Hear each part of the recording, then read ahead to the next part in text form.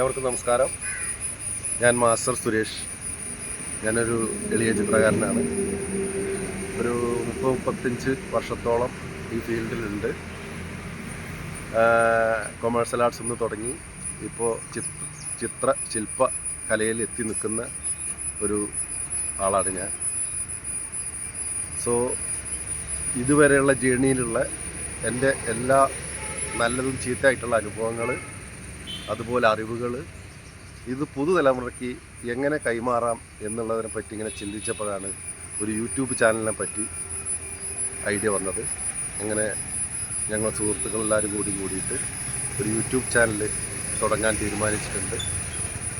അപ്പോൾ അതിലേക്ക് ആവശ്യമായ നിർദ്ദേശങ്ങളും കാര്യങ്ങളും എല്ലാ സഹകരണങ്ങളും എല്ലാവരിൽ നിന്നും പ്രതീക്ഷിച്ചുകൊണ്ട് നിർത്തുന്നു. നന്ദി, നമസ്കാരം.